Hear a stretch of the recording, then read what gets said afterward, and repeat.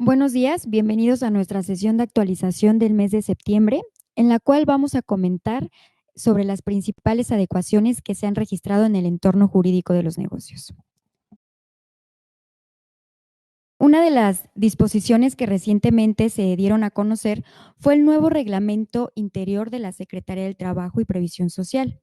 Entre los cambios novedosos que se dan, encontramos la creación de una unidad especializada en el programa de Jóvenes Construyendo el Futuro.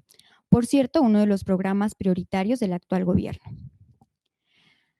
No queremos dejar de mencionar que en el Estado de México, el pasado 10 de septiembre, venció el plazo para que empresas, industrias, establecimientos mercantiles o de servicios con concentración masiva de personas, condominios, entre otros, cuenten con un equipo de alertamiento temprano que reciba la señal oficial de la alerta sísmica mexicana.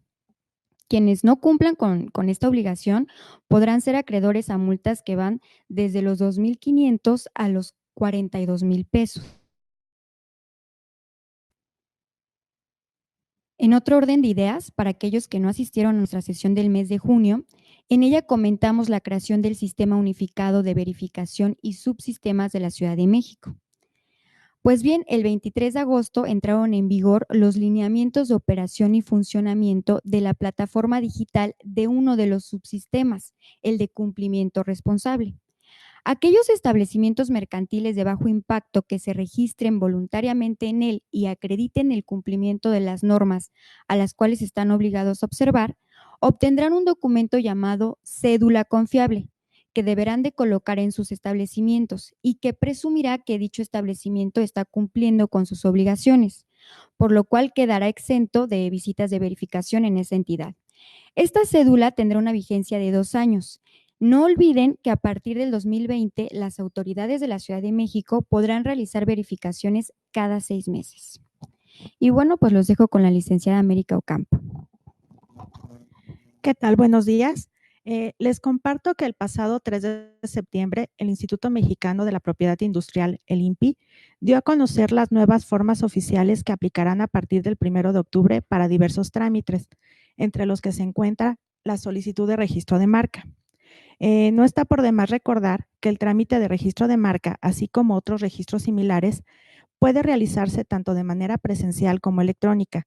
Sin embargo, es importante que previo al ingreso de una solicitud se apoyen de un especialista, pues a pesar de los esfuerzos del instituto para modernizarse, aún existen deficiencias en los estudios o análisis que realiza a fin de conceder el registro solicitado.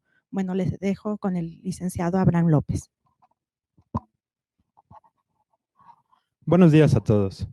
El pasado viernes 30 de agosto se dio a conocer en el Diario Oficial el decreto por el que se aprueba el Programa Nacional de Combate a la Corrupción y a la Impunidad y de Mejora de Gestión Pública 2019-2024, cuyos objetivos prioritarios son combatir frontalmente las causas y efectos de la corrupción, combatir los niveles de impunidad administrativa en el gobierno federal, promover la eficiencia y eficacia de la gestión pública, promover la profesionalización y la gestión eficiente de los recursos humanos de la Administración Pública Federal, promover el uso eficiente y responsable de los bienes del Estado mexicano. Pasando a otro punto, el mismo 30 de agosto se dio a conocer en el Diario Oficial la Estrategia Nacional de Mejora Regulatoria, que es el instrumento programático, que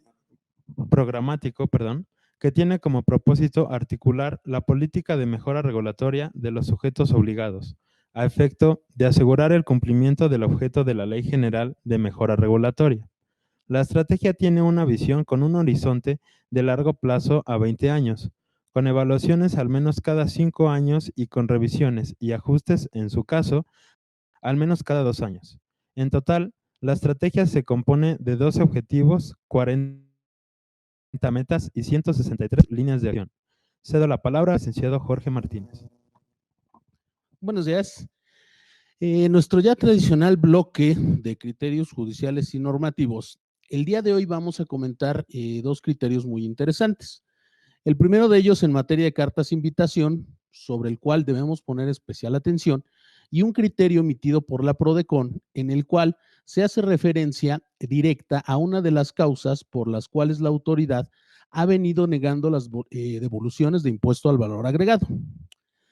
En días pasados, la Suprema Corte de Justicia de la Nación publicó un criterio jurisprudencial en el cual determinó tajantemente que no se puede impugnar la resolución emitida por la autoridad con motivo del escrito que presentó el contribuyente para desvirtuar las observaciones o inconsistencias señaladas por el SAT en una carta invitación.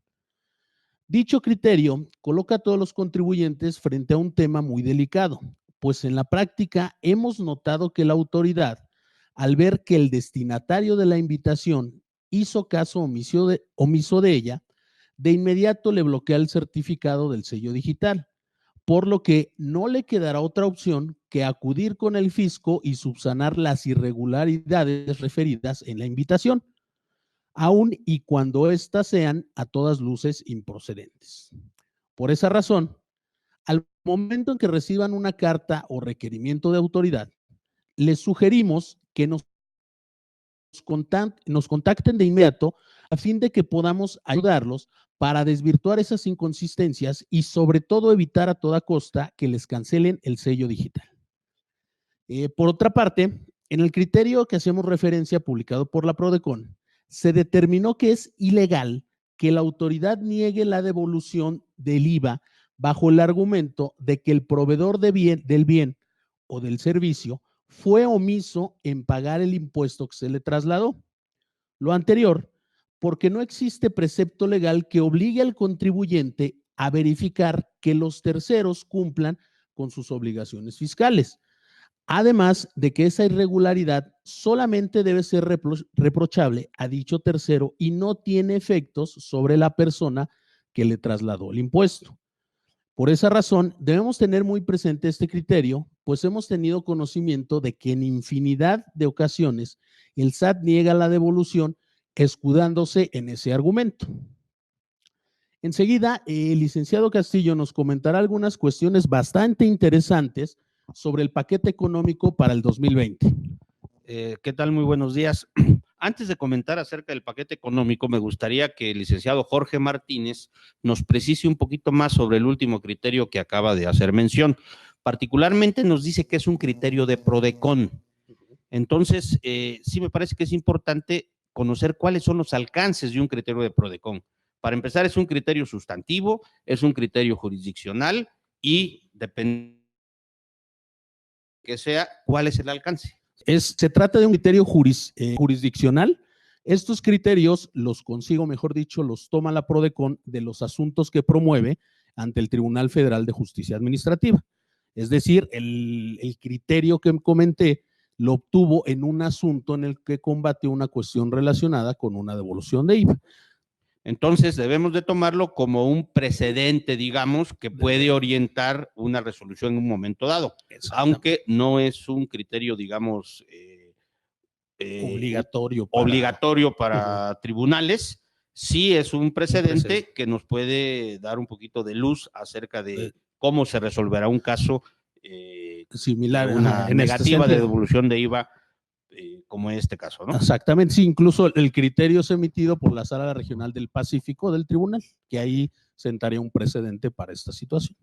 Ok, gracias, Jorge. Bueno, pues como todos prácticamente nos enteramos hace unos días, ya se dio a conocer el paquete económico para 2020. Esto fue el 8 de septiembre. Ahora, ¿por qué este paquete es muy importante? Bueno, porque es fundamental y básico para que podamos conocer cuál va a ser la política fiscal y presupuestaria del gobierno para el 2020 y los referentes financieros bajo los cuales se proyectaron dichas políticas fiscal y tributaria. ¿Sí? ¿De qué se compone el paquete económico? Pues se compone de diversos ordenamientos, particularmente de los criterios generales de política económica, y en estos criterios vamos a encontrar las estimaciones sobre los principales indicadores financieros y económicos. También vamos a encontrar en el paquete a la ley de ingresos en donde se va a definir pues, lo que es la política en materia de ingresos tributarios. Encontramos el presupuesto de egresos de la Federación, en el que encontramos pues, cuáles van a ser las prioridades en materia de gasto. Y, por supuesto, las reformas a diversas leyes fiscales.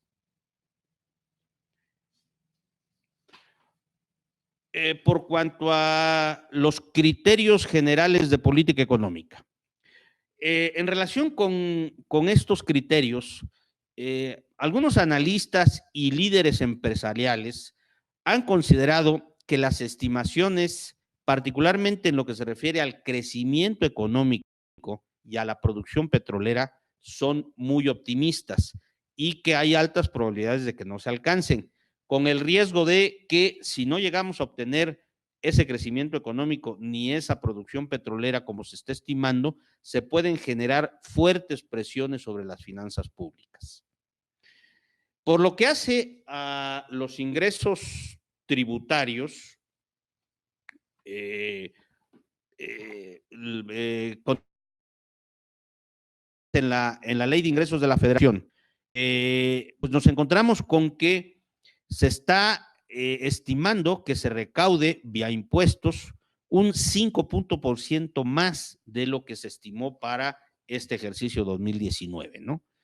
Lo que, pues, por donde le veamos, se traduce en que, pues, habrá mayor presión sobre los contribuyentes para que se pueda alcanzar esta meta tan elevada. No perdamos de vista que un detonante básico para que mejoren los ingresos tributarios es el crecimiento económico.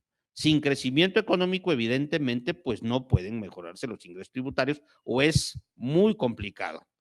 Entonces, a pesar de que se estima un crecimiento económico muy modesto, sí se está estableciendo una meta recaudatoria que nos parece también demasiado optimista para las condiciones económicas que prevalecen. ¿Cómo estamos ahora en lo relacionado con la creación de nuevos impuestos o de la modificación de las tasas a los ya existentes? Miren, aunque las autoridades se han esforzado en decir que no se están creando nuevos impuestos ni se están modificando las tasas de los ya existentes, lo cierto es que sí hay algunos cambios que implican modificación a las tasas o a las bases de algunos ya existentes. Me voy a referir específicamente, por ejemplo, al IEPS. En el IEPS, lo que se está haciendo es, además de que se actualizan las tasas de este impuesto, también se amplía la base para que se grave, por ejemplo, el consumo de bebidas energizantes. Si antes estaban nada más grabadas por el IEPS algunas de estas bebidas en función del grado de cafeína que contenían, ahora ya se bajó este grado y se está grabando de manera general a todas las bebidas energizantes, independientemente del concentrado de cafeína que puedan tener. Entonces, si vemos en IEPS, pues sí hay un incremento de tasas y también se modifica la base y se van a grabar nuevas hipótesis de causación. De igual manera, nos vamos a encontrar con que se pretende gravar a las plataformas digitales que prestan servicios de transportación de personas y de hospedaje. ¿Sí? Se pretende gravar esta actividad con el impuesto al valor agregado y el impuesto sobre la renta. Y también un aspecto que hay que tener muy en cuenta es el incremento brutal que se le está dando a la tasa de gravamen del impuesto sobre la renta que se aplica a la obtención de ingresos por intereses. Y acuérdense que esta tasa aplica sobre los recursos invertidos, más no sobre el interés real generado, lo que hace que normalmente el banco nos retenga mucho más impuesto del que realmente causamos. Entonces, aquí la problemática es que estas retenciones van a ser muy elevadas y que si yo quiero, digamos, recuperar lo que me retuvo en exceso el banco, pues tendré que presentar mi declaración anual, ¿sí? Y una vez presentada la declaración anual, ahí solicitar la devolución de esta retención excesiva de intereses. Vamos a comentar también que, bueno, pues el año pasado estábamos todos con, digamos, con los pelos de punta con la eliminación temporal que se había dado a la figura de la compensación universal. Recordarán que la ley de ingresos se estableció una disposición en la cual decía que para el ejercicio 2019 no íbamos a poder compensar impuestos de manera universal. ¿Qué se hace en esta reforma para 2020? Bueno, pues ya se le quita el carácter de transitorio a la medida y queda ya sentado tanto en Código Fiscal como en las demás leyes aplicables, que ya no se podrán compensar impuestos de forma universal, únicamente impuestos del mismo origen, ¿no? Es decir, ya llegó la compensación universal, la eliminación de la compensación universal ya se quedó en nuestra legislación y no hay visos de que esto se pudiera llegar a eliminar en un futuro.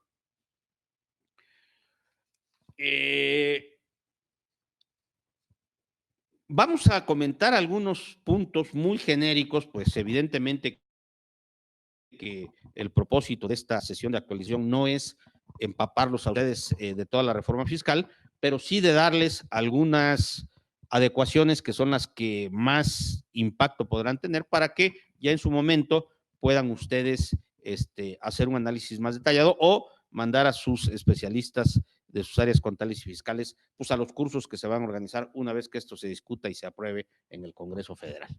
Pero para que se den una idea, déjenme decirles que en materia de código fiscal es en donde se registran los cambios más profundos y sobre todo los que nosotros consideramos más graves. Y yo creo que no exagero si digo y les platico que las reformas al código fiscal para este 2020 son tan o igual de agresivas como las de la reforma de 2014. Realmente hay adecuaciones muy serias en materia de código fiscal que van a tener repercusiones graves sobre el universo de contribuyentes. Vamos a comentar solamente algunas de las más representativas. Primero, bueno, pues la autoridad ahora, cuando ejerza sus facultades de comprobación, va a poder presumir que los actos jurídicos carecen de razón de negocios. Es decir, este concepto de razón de negocios que se ha venido perfilando desde algunos años, ya ahora se incorpora a la legislación positiva y cualquier acto de un contribuyente en donde no sea evidente la razón de negocios por la que la realizó y el único propósito, de acuerdo a la visión de la autoridad, es reducir o disminuir la carga tributaria, va a poder ser reclasificada esa actividad para efectos de que se grave. Es decir, a todas nuestras actuaciones o cualquier, digamos, estrategia empresarial que implementemos, debemos ser particularmente cuidadosos de que quede muy clara la razón de negocios que justifica su realización, porque de no acreditarla, la autoridad podrá reclasificar ese acto para efectos de que se generen los gravámenes correspondientes. También, bueno, se acuerdan que en 2014, pues se implementó este mecanismo de control que tiene que ver con la cancelación de sellos digitales y que la autoridad pues ha venido haciendo un uso muy eficaz para efectos de forzar al contribuyente a que se autocorrija. Bueno, pues ahora para este ejercicio se amplían de manera notable los supuestos en los cuales la autoridad nos podrá cancelar sellos. Y todos los nuevos supuestos son al margen del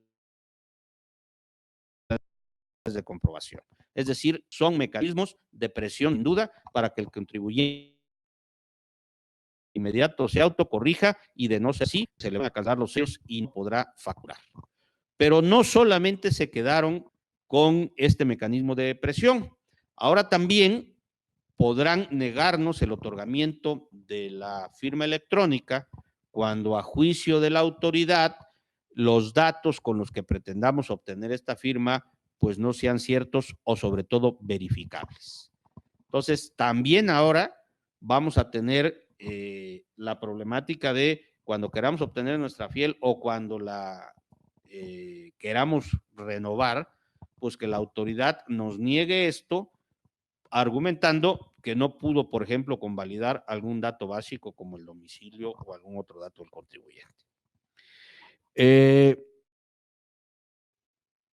Por otro lado, también, fíjense, y esto es muy delicado, si ustedes recordarán, había responsabilidad solidaria de directivos y de socios de una persona moral, de una empresa, pero esta responsabilidad solidaria solamente se actualizaba cuando el socio o el accionista, o cuando la empresa más bien incurría en alguna circunstancia grave, por ejemplo, que nunca se dio de alta en el RFC o que cambió su domicilio sin presentar el aviso correspondiente.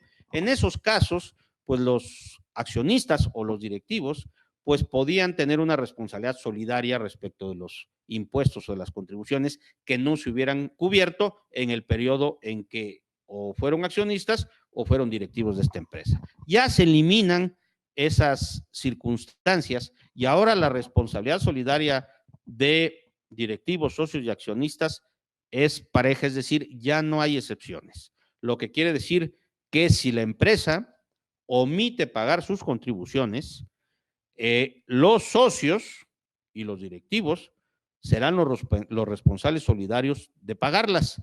Esto es, sobre aquello que no alcance a cubrir con el patrimonio de la empresa, ¿sí? Lo deberán cubrir los socios. Obviamente hay un límite que es hasta el monto de las aportaciones al capital social. Pero, y bueno, y en el caso directivo aplica otro criterio, pero tomemos en cuenta que ahora sí no hay circunstancias, digamos, agravantes para efecto de que se actualizara la responsabilidad solidaria, sino ya se da. Lo mismo en el caso de los liquidadores, también hay que estar atentos porque su responsabilidad solidaria, vamos a decir que se generaliza.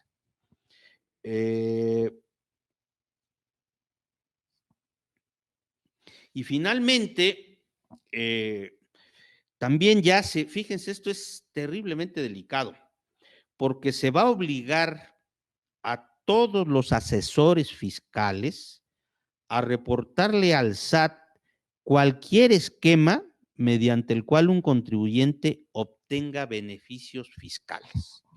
Es decir, si yo como asesor fiscal considero que un contribuyente, mi cliente, está implementando algún esquema que le va a dar algún beneficio fiscal, yo estoy obligado a informárselo a la autoridad fiscal para que ella en todo caso pues revise y verifique si efectivamente es un esquema aceptable o es un esquema no aceptable y por tanto se le generarán las consecuencias debidas.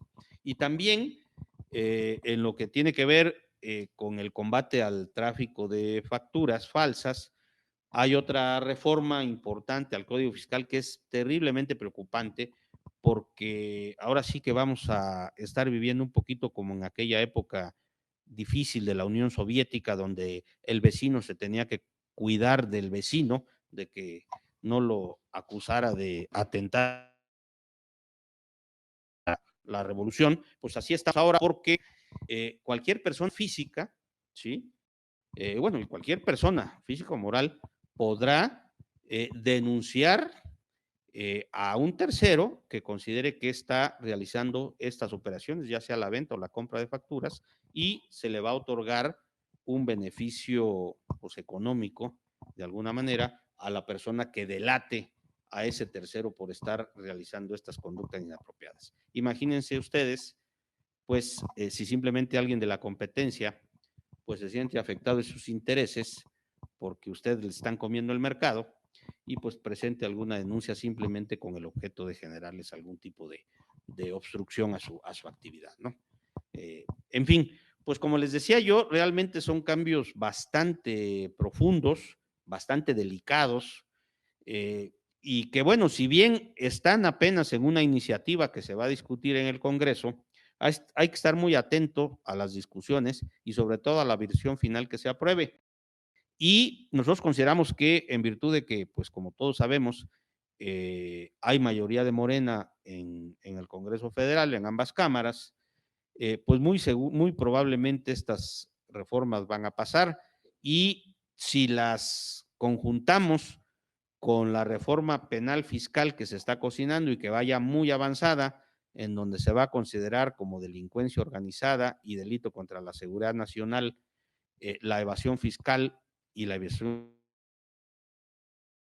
fiscal equiparada, pues sí vamos a tener realmente un entorno muy crítico, digamos, para los contribuyentes.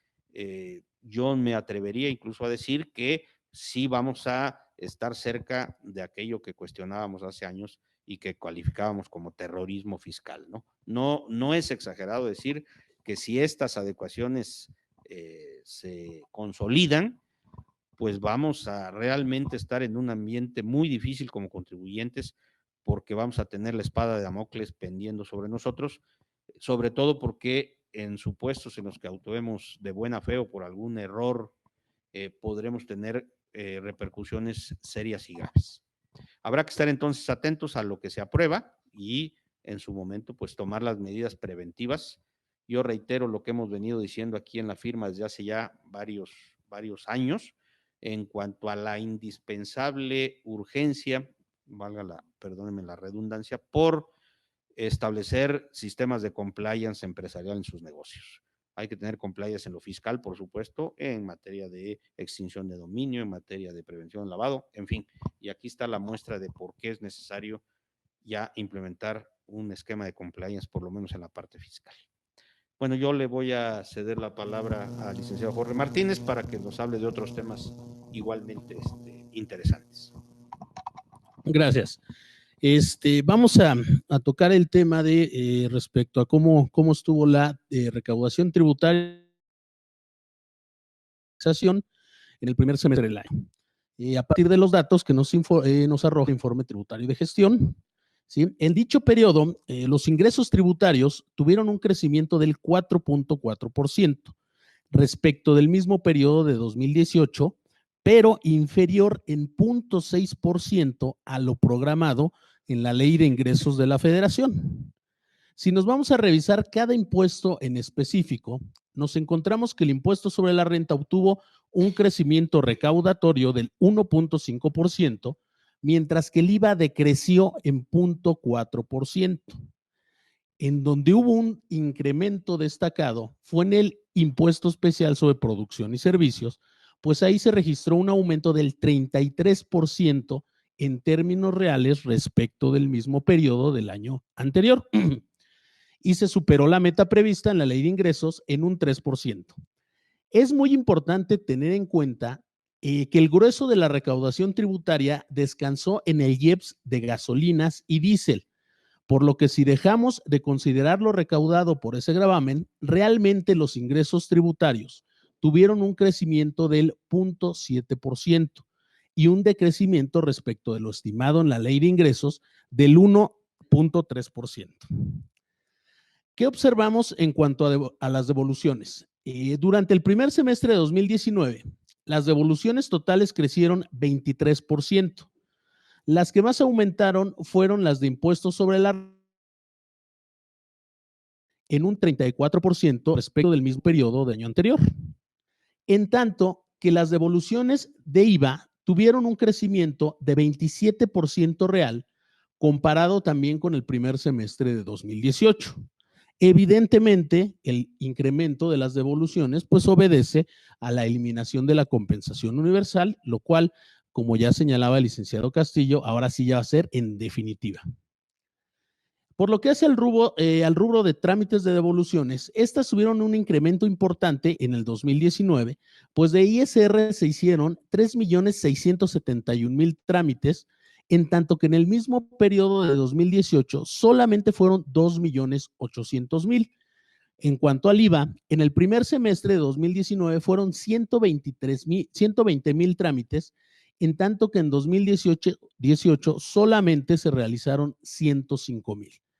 En la gráfica, en la diapositiva, perdón, ustedes pueden ver que por conceptos de ISR, en promedio, en un trámite de devolución, se regresaban al contribuyente 7.752 pesos, mientras que en los trámites de devolución de IVA, en promedio eran por 1.97 millones de pesos. Pasando a otros temas, en específico al tema de la fiscalización, notamos que la recaudación derivada de actos de control de obligaciones tuvo un incremento de 11.5% en términos reales, comparado con el primer semestre de 2018. Como no es comparable la recaudación vía fiscalización por cancelación de sellos, medida que como vimos se va a recrudecer en el año entrante, lo comparamos solamente con los datos del primer trimestre del presente año, en el cual se recaudaron 272 millones de pesos por esta vía, mientras que en el primer semestre de 2019 en total se cobraron 638 millones. Esto significa un aumento de aproximadamente el 8%, y el año entrante veremos cómo exponencialmente aumentará esta cifra. En el periodo referido, llevaron a cabo 16% más actos de control que los que se realizaron en el mismo periodo del año anterior. Los que mayor recaudación representaron fueron los correos electrónicos, por los cuales se obtuvieron 25 mil millones de pesos, y las entrevistas, por las cuales el fisco se embolsó 17 mil millones. Si bien lo obtenido a través de entrevistas tuvo una reducción del 15% respecto del mismo periodo del año anterior, es importante destacar que los importes que se recaudan a través de este mecanismo son muy rentables porque, como sabemos, el fisco no gasta, sino hace ir al contribuyente a sus instalaciones para efectos de que aclare las inconsistencias que le detecte. Por último, solo mencionar que mediante actos de fiscalización tradicionales, esto es, las auditorías formales como visitas domiciliarias o revisiones de gabinete, en el periodo el fisco obtuvo 200 millones de pesos, lo cual representó un incremento únicamente del 4.9% en comparación con el mismo periodo del año pasado. Pasamos a verificar la eficacia en los juicios que defiende el SAT. En el periodo de enero a junio de 2019, el número de juicios favorables para la autoridad fue de 5,952 casos, lo que representa más del 50% del total de asuntos que tramita ese organismo. Es decir, la mitad de los juicios lo está ganando el SAT. Si bien este porcentaje de juicios a favor del SAT es superior a lo que se registró en el mismo periodo de 2018, que era de 48.3%, aún así está por debajo del promedio, ya que en 2017 el porcentaje de juicios exitosos era 53.2%, en 2016 52.8%, y en 2015, que fue el año en el que mayor número de éxitos tuvo el SAT, el promedio era de 55.4%. Yo creo que es importante matizar estas cifras, Jorge, porque parecieran muy categóricas y muy contundentes. Recordemos que esto viene del informe tributario y de gestión. Entonces, pareciera que el SAT está ganando el 50% de sus juicios, cosa que es muy relativa, porque recordemos que en un juicio no necesariamente todo se gana y todo se pierde. A veces se declara la nulidad de una parte y se reconoce la validez de otra, o al revés, se reconoce la validez de una parte menor, pero se anula otra parte del crédito. Y el SAT pues considera que es un juicio ganado por el hecho de que se convalidó una parte del crédito. Entonces, tomémoslo con reserva. Lo cierto es que sí hay una mejoría en la manera en que el SAT está defendiendo sus asuntos. También hay un notable deterioro en cuanto a la calidad de las resoluciones de los tribunales. Hemos visto que han dejado algunas resoluciones mucho que desear, pero tomen esa cifra con, digamos, con sus reservas. Bien. Bueno, terminamos con el punto de la fiscalización y la recaudación en el primer semestre, y vamos a pasar a otro tema también bastante escabroso, y voy a comentarles sobre un aspecto que ya hemos tocado de manera más profunda en nuestro curso, Recomendaciones prácticas para acreditar la materialidad de las operaciones, el cual les recomiendo que lo chequen en nuestras redes sociales, en nuestra página, porque es un curso de mucha actualidad y sobre el que deben de poner mucha atención en este sentido. Este tema se trata sobre la vulnerabilidad para que cualquier contribuyente sea calificado como un EFO. Comienzo refiriendo que cualquiera nos puede saltar uno o varios CEFOS, aunque no andemos comprando facturas, que es lo más delicado de este asunto, ya que por el simple hecho de no estar localizado, cualquier contribuyente puede ser catalogado como simulador. Tampoco ignoremos que la autoridad es muy subjetiva para calificar que no se cuenta con infraestructura o activos. Así que quítense de la cabeza todos a quienes aparecen en los listados de traficantes de facturas, pues hay algunos que están ahí sin deberla ni temerla, y lo más importante, que no es nada improbable que alguno de nuestros proveedores se hubiese visto inmerso en alguna de las problemáticas ya señaladas.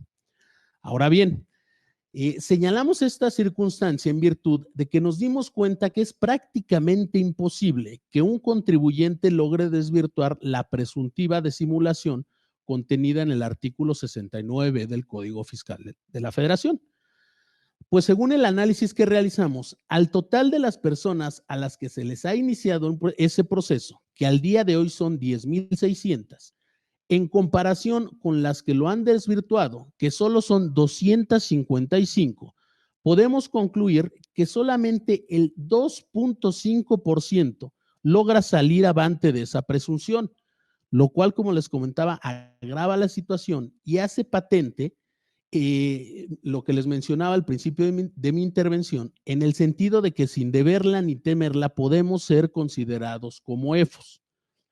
Bajo este contexto, les invito a reflexionar de nueva cuenta respecto a crear un área específica dentro de su organización que se encargue de recabar los elementos materiales de sus operaciones, así como también tener a la mano una herramienta digital que detecte si alguno de nuestros fue considerado como EFO. Si necesitan mayor información sobre estos aspectos, pueden contactarnos y nosotros los ayudaremos. Por último, para finalizar mi intervención, les comento que el pasado mes de agosto se firmó un convenio entre el titular de la UIF y el del IMSS para intercambiar información y sobre todo para agudizar la fiscalización en contra de los diversos esquemas de outsourcing.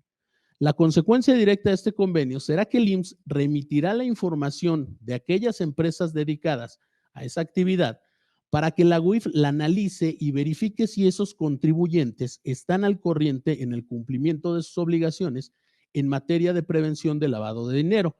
Y en caso que no sea así, determinará las multas correspondientes, las cuales, por cierto, son demasiado cuantiosas. Para continuar con la orden del día de nuestra sesión, a continuación, la licenciada Laura López nos platicará sobre algunos indicadores del desempeño del país que se han dado a conocer en el último mes. Gracias. Bueno, pues por lo que hace al crecimiento de nuestra economía, durante el primer semestre la inversión extranjera directa registró un crecimiento anual del 1.5%, al sumar pues un importe total de 18,000 millones de dólares. Por cuanto hace a los sectores de destino de la inversión, el manufacturero captó 43%, el comercio 13%, servicios financieros y seguros el 10%. En cuanto al país de origen, el 38% provino de Estados Unidos, el 15% de Canadá, 11% de España y el 7% de Alemania. Lo anterior de acuerdo con datos de la Secretaría de Economía. Por otro lado, les comento que el IMSS reportó que en los primeros 7 meses del año hubo 13,279 nuevos registros patronales ante ese instituto, lo que representa una cifra inferior en un 26% al número de registros que se dieron en igual periodo de 2018. Y por último, platicarles que una clara muestra de que el fenómeno de desempleo va en aumento es el hecho de que en el primer semestre de este año se incrementaron en un 21% los retiros. Les agradecemos su participación y los invitamos para que nos acompañen a nuestra siguiente sesión que se llevará a cabo el miércoles 15 de octubre. Y aprovecho para comentarles que semanalmente estamos generando una cápsula de actualización en formato audio, donde abordamos los acontecimientos importantes y novedosos que se dan en el entorno jurídico empresarial durante la semana. En caso de que deseen recibirla, déjenos sus correos o bien su número celular para hacérsela llegar vía WhatsApp, ya que este medio para muchos es mucho más ágil y práctico. Con gusto se las compartiremos. Y por supuesto, pues no dejen de estar al tanto de los contenidos que generamos y que difundimos en nuestras redes sociales y correo electrónico, como el video sobre el dictamen único de factibilidad y para qué sirve.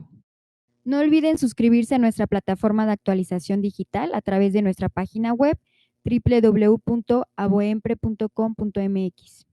Muchas gracias.